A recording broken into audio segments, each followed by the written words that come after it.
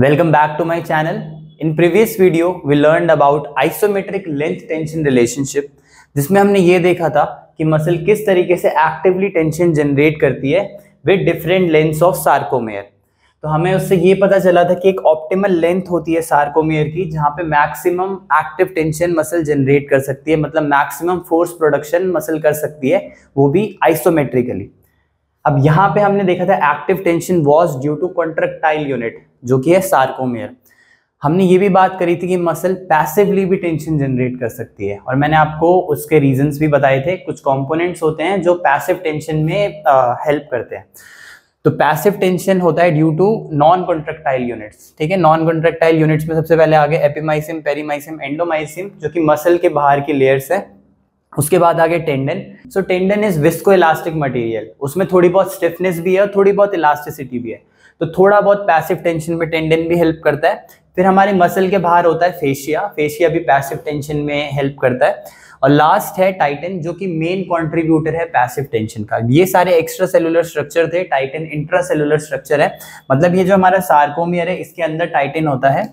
Titan एक protein होता है जो कि हमारी ये जो आई बैंड है इसके साथ रन करता है और एक स्प्रिंग की तरह होता है। ठीक है, और उसके बाद फिर ये जो हमारा ए बैंड है उसके अलोंग जाता है लेंथ के साथ, और एम लाइन तक ये जाता है और यहाँ पे एंकर हो जाता है। अभी जो टाइटन है ये इंट्रासेलुलर स्प्रिंग की तरह काम करता है, मतलब ये रेस्टिंग पोजीशन में एक स्प्रिंग की तरह रहता है, और जैसे ही मेरे जो एक्टिन है वो दूर जाएंगे, ठीक है, मतलब मेरी मसल की लेंथ इंक्रीज होएगी, जैसे हमने पिछली वीडियो में देखा था यहाँ पे लेंथ इंक्रीज हो रही है, तो ये जो है ये स्ट्रेच होएंगे। ठीक है, और जितना ज्यादा जो मेरा टाइटन है वो स्ट्रेच होगा उतना ज्यादा पैसिव टेंशन उसके अंदर जनरेट होएगी, उतना ज्यादा रिकॉइल मिलेगा। ठीक है, तो जितना ज्यादा हम लेंथ इंक्रीज करते जाएंगे उतना ज्यादा टाइटन खींचेगा और उतना ज्यादा पैसिव टेंशन जनरेट होएगी बॉडी में, मतलब उतना ही ज्यादा डिफिकल्ट हो जाएगा मसल को और लेंथ करना।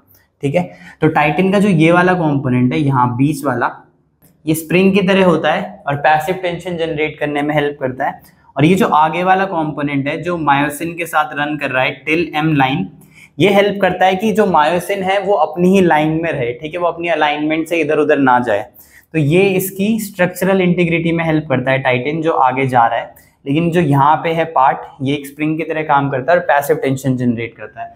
तो मेनली हमारे जो पैसिव टेंशन कंट्रीब्यूटर्स हैं वो है एपिमाइसियम, पेरीमाइसियम और एंडोमाइसियम।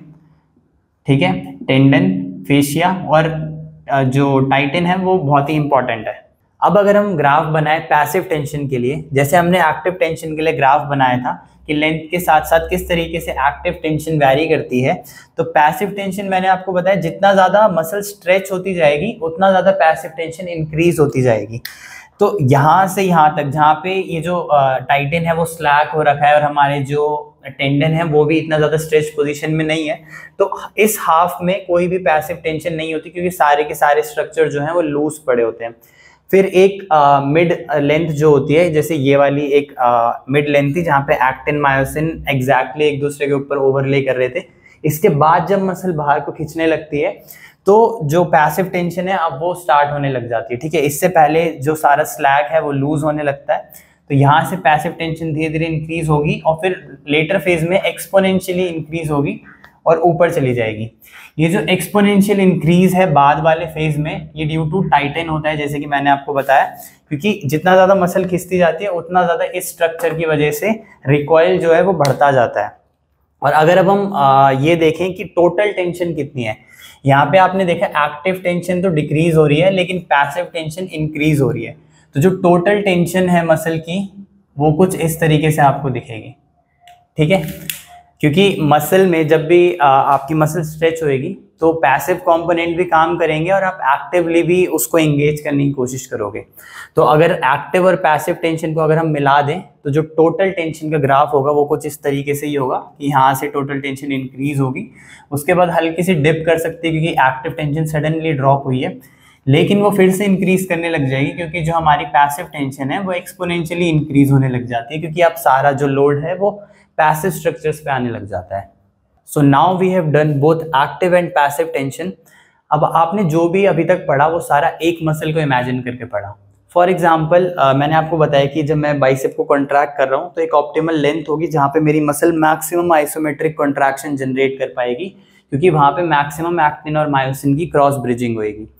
या फिर जब मैं अपनी मसल को स्ट्रेच करता जाऊँगा तो उसके अंदर पैसिव टेंशन इंक्रीज होती जाएगी, जितना ज़्यादा मसल स्ट्रेच होती जाएगी, और मेरे लिए उतना ही ज़्यादा मुश्किल हो जाएगा फिर मसल को स्ट्रेच करना। तो ये सब अभी तक हम एक मसल को इमेजिन करके देख रहे थे। अब अगर हम कोई भी 2 जॉइंट मसल की बात करें, मतलब ऐसी मसल जो 2 जॉइंट को क्रॉस करती है, तो हम एक्टिव और पैसिव टेंशन के कॉन्सेप्ट को यूज करके 2 चीजें समझ सकते हैं। वो है एक्टिव इनसफिशिएंसी और पैसिव इनसफिशिएंसी। ठीक है, तो अभी भी कोई भी 2 जॉइंट मसल की बात करें, जैसे कि इस डायग्राम में हम देखते हैं हैमस्ट्रिंग को, तो हैमस्ट्रिंग ओरिजिनेट होती है आपकी इस्चियल ट्यूबरोसिटी से और फिर जाके मीडियल और लेटरल नी जॉइंट के आसपास लग जाती है। ठीक है, टिबिया और फिबुला पे। तो ये हिप जॉइंट को क्रॉस कर रही है और नी जॉइंट को क्रॉस कर रही है। ठीक है, 2 जॉइंट को क्रॉस कर रही है। तो अब अगर मैं इसको स्ट्रेच करूंगा, ठीक है, अभी ये SLR है, ठीक है, स्ट्रेट लेग रेज मैं कर रहा हूँ और अपनी हैमस्ट्रिंग को स्ट्रेच कर रहा हूँ। तो इस पोजीशन में जो मेरी हैमस्ट्रिंग है वो हिप जॉइंट पे भी स्ट्रेच हो चुकी है और नी जॉइंट पे भी ऑलरेडी स्ट्रेच्ड है। ठीक है, क्योंकि नी जॉइंट पे उसका काम है फ्लेक्शन कराना, मैंने फुल एक्सटेंशन कर रखा है। हिप जॉइंट में उसका काम है एक्सटेंशन कराना और मैं फ्लेक्शन कर रहा हूँ। तो दोनों जॉइंट्स पे ये पूरी तरीके से स्ट्रेच हो चुकी है। तो अगर अब मैं SLR करूंगा तो जो हिप फ्लेक्शन की रेंज ऑफ मोशन में अचीव कर पाऊंगा वो कम कर पाऊंगा। ठीक है, मैंने यहाँ से लेग उठाना शुरू किया अपना, हैमस्ट्रिंग मेरे हिप जॉइंट पे भी स्ट्रेच हो रही है, नी जॉइंट पे भी स्ट्रेच हो रही है, और मैं सिर्फ इसी रेंज तक पहुंच पाऊंगा हिप फ्लेक्शन की, क्योंकि मेरी जो हैमस्ट्रिंग है पूरी तरीके से खिंच चुकी है। अब मैं और हिप फ्लेक्शन की रेंज नहीं अचीव कर पाऊंगा क्योंकि पैसिव टेंशन मसल में बहुत ज़्यादा इंक्रीज हो गई है। लेकिन वहीं पे अगर मैंने अपने नी को बेंड कर दिया होता, ठीक है, और अब मैं अपने नी को इधर ले जा रहा होता, तो मैं और ज़्यादा नी और हिप फ्लेक्शन अचीव कर पाता। ठीक है, अगर मैंने नी बेंड किया होता तो मैं और ज़्यादा हिप फ्लेक्शन अचीव कर पाता, क्योंकि अब मेरी जो हैमस्ट्रिंग है वो नी जॉइंट पे स्ट्रेच नहीं हो रही है। ठीक है, नी जॉइंट पे मसल जो है वो शॉर्टन हो चुकी है और अब मैं अपने हिप में उसको और ज़्यादा खींच सकता हूँ, मतलब अपने लेग को अपनी तरफ को और ज़्यादा पुल कर सकता हूँ। तो ये एग्जाम्पल हो गया पैसिव इनसफिशियंसी का। ठीक है, यहाँ पे जो हमने फर्स्ट एग्जाम्पल देखा वो हो गया पैसिव इनसफिशियंसी का, कि अगर कोई भी 2 जॉइंट मसल दोनों जॉइंट पे स्ट्रेच हो रखी है तो वो जो हमारी रेंज है उसको रिस्ट्रिक्ट करेगी। इसका एग्जांपल हम यहाँ पे भी देख सकते हैं, जैसे कि हमने शुरू में देखा था, यहाँ से मेरे जो फ्लेक्सर मसल है सारी की सारी वो ओरिजिनेट हो रही है, रिस्ट को क्रॉस कर रही है, फिंगर्स को क्रॉस कर रही है। तो अगर मैं रिस्ट को भी एक्सटेंड कर दूंगा तो मेरे लिए फिंगर को एक्सटेंड करना मुश्किल हो जाएगा, क्योंकि मसल ऑलरेडी यहाँ पे स्ट्रेच हो चुकी है। लेकिन अगर मैं रिस्ट को फ्लेक्स कर दूंगा तो अब मैं फिंगर्स को और अच्छे से स्ट्रेच कर सकता हूँ। ठीक है, अगर मेरी रिस्ट जो है वो न्यूट्रल पोजीशन में, लेकिन जैसे ही मेरी रिस्ट पीछे गई, देखो मेरे फिंगर्स खुद ही फ्लेक्स होने लग गए। ठीक है, और इनको स्ट्रेच करना और मुश्किल हो जाएगा। तो ये आ गया पैसिव इनसफिशियंसी का एक एग्जाम्पल। ऐसे ही अगर हम एक्टिव इनसफिशियंसी देखें तो दूसरी 2 जॉइंट मसल देखते हैं यहाँ पे। तो यहाँ पे हम 2 जॉइंट मसल लेते हैं रेक्टस फेमोरिस। ठीक है, तो रेक्टस फेमोरिस आ रही है हमारी इंफीरियर इलियक स्पाइन से, मतलब पेल्विस से आ रही है, और उसके बाद पटेलर टेंडन पे अटैच होके मेरे टिबियल ट्यूबरोसिटी पे अटैच हो जा रही है। तो ये भी हिप को भी क्रॉस कर रही है और मेरे नी जॉइंट को भी क्रॉस कर रही है। तो अब अगर मैंने हिप को फ्लेक्स कर रखा है, मैं सीटेड पोजीशन में हूँ, मेरा हिप फ्लेक्स्ड है, तो मेरी जो रेक्टस फेमोरिस है यहाँ पे ऑलरेडी कॉन्ट्रैक्टेड है, मतलब शॉर्टन हो रखी है। और अब यहाँ पे अगर मैं फुल नी एक्सटेंशन करता हूँ, ठीक है, अपने क्वाड को कॉन्ट्रैक्ट करके पूरा नी एक्सटेंड करता हूँ, तो मेरी जो रेक्टस फेमोरिस है वो यहाँ पे भी शॉर्टन हो जाएगी। तो जो रेक्टस फेमोरिस की एबिलिटी है कॉन्ट्रैक्ट होने की वो कम हो जाएगी। हमने एक्टिव टेंशन में देखा था कि जितनी ज़्यादा मसल छोटी होती जाएगी, जितना ज़्यादा सार्कोमेर की लेंथ कम होती जाएगी, उतनी ज़्यादा उसकी जो टेंशन जनरेट करने की एबिलिटी है वो कम होती जाएगी। तो यहाँ पे तो हम यही कर रहे हैं, हमने यहाँ से भी शॉर्टन कर दिया क्योंकि हिप फ्लेक्स्ड पोजीशन में है, और यहाँ से भी हमने शॉर्टन कर दिया क्योंकि नी एक्सटेंडेड पोजीशन में है। रेक्टस फेमोरिस का काम था यहाँ पे हिप फ्लेक्शन कराना, ऑलरेडी हिप फ्लेक्शन में, यहाँ पे काम था नी एक्सटेंशन कराना, यहाँ पे भी नी एक्सटेंशन हो चुका है। तो अब जो फोर्स जनरेट कर सकते हैं हमारी रेक्टस फेमोरिस वो कम हो जाएगी।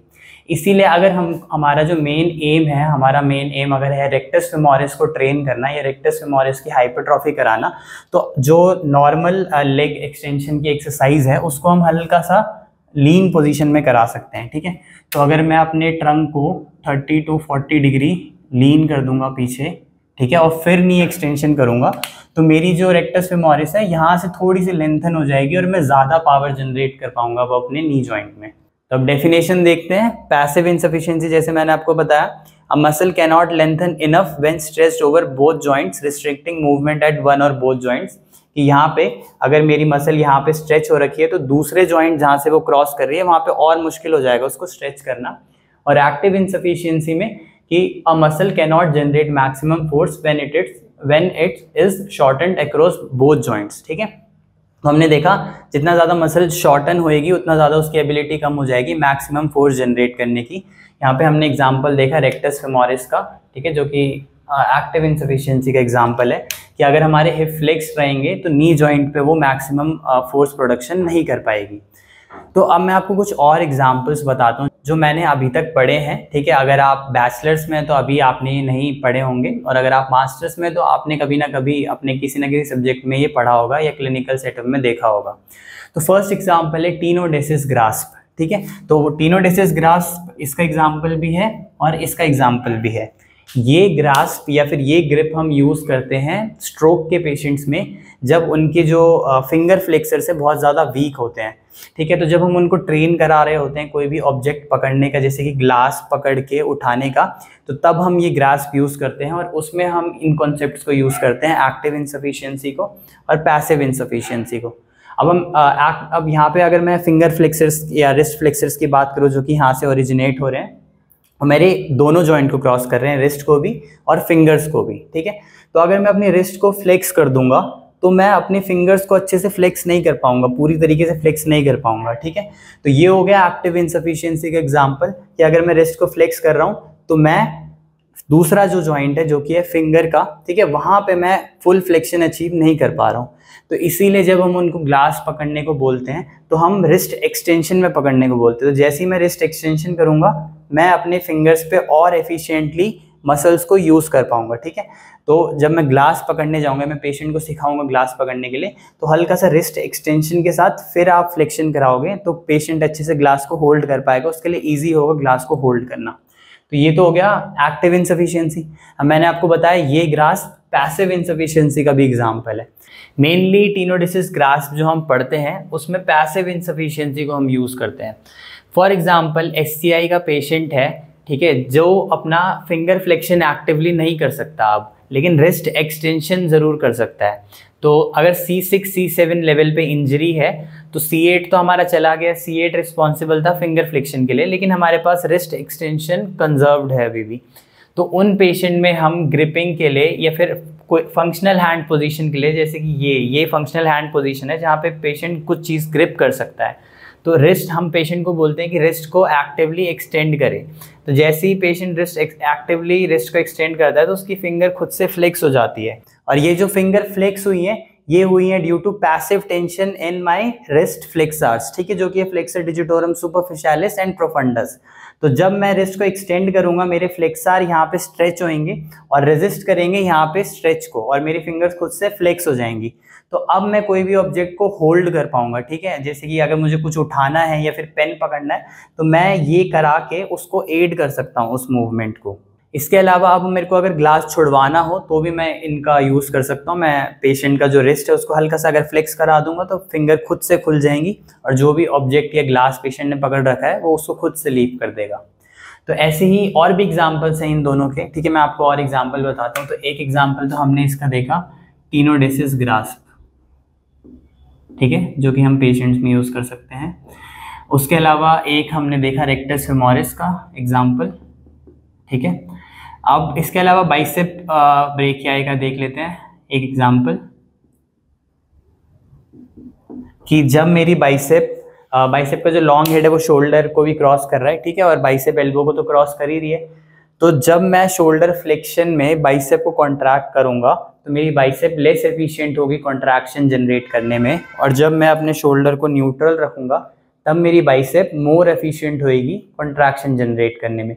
क्योंकि जब मैं शोल्डर को फ्लेक्स कर देता हूँ तो बाइसेप ऑलरेडी इस जॉइंट पे शॉर्टन हो चुकी है, तो यहाँ पे शॉर्टन होने की एबिलिटी कम हो जाती है थोड़ी, ठीक है। ऐसी ये एग्जाम्पल हम इसके लिए भी ले सकते हैं, हैमस्ट्रिंग के लिए भी, ठीक है। गैस्ट्रोनीमियस के लिए भी ले सकते हैं क्योंकि वो भी 2 जॉइंट मसल है। फॉर एग्जाम्पल अगर मैं प्रोन लाइंग में हिप एक्सटेंशन कर रहा हूँ, ठीक है, तो मेरी हिप एक्सटेंशन की मसल जो है वो हैमस्ट्रिंग भी है और ग्लूट्स भी है। और अगर मेरे को ग्लूट मैक्सिमस को आइसोलेट करना है तो मैं अपना जो नी है उसको फ्लेक्स कर दूंगा। तो अगर मैं नी को फ्लेक्स कर दूंगा तो मेरी जो हैमस्ट्रिंग है वो ऑलरेडी मेरे नी जॉइंट पे शॉर्टन हो चुकी है, तो उसकी एबिलिटी हिप एक्सटेंशन में कम हो जाएगी अब। तो अब हिप एक्सटेंशन जो प्राइमरीली कराएगा वो ग्लूट मैक्सिमस कराएगा। तो अगर आपको पेशेंट को सिखाना है ग्लूट मैक्सिमस को एक्टिवेट करना या ग्लूट मैक्सिमस की स्ट्रेंथनिंग कराना और हैमस्ट्रिंग को हटाना है वहाँ से, ठीक है, हैमस्ट्रिंग की जो कंट्रैक्शन है उसको कम करना है, तो आप नी को फ्लेक्स करा सकते हैं। सिमिलरली ये एग्जाम्पल हम गैस्ट्रोनीमियस में कर सकते हैं काफ रेजेस में, ठीक है, स्टैंडिंग काफ रेज और सिटिंग काफ रेज, क्योंकि सोलियस जो है वो सिर्फ एंकल जॉइंट को क्रॉस कर रही है, लेकिन गैस्ट्रोनीमियस नी जॉइंट और एंकल जॉइंट दोनों को क्रॉस कर रही है।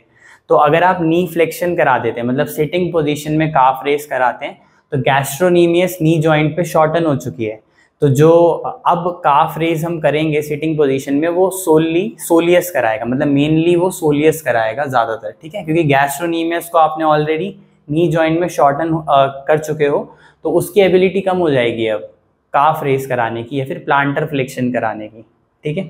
ऐसी एक और एग्जांपल मैं बताऊं तो वो हो गया टिबियालिस पोस्टीरियर का। टिबियालिस पोस्टीरियर आपके एंकल जॉइंट को क्रॉस कर रही है और सब टेलर जॉइंट को क्रॉस कर रही है, प्लांटर फ्लेक्शन भी कराती है और इन्वर्जन भी कराती है।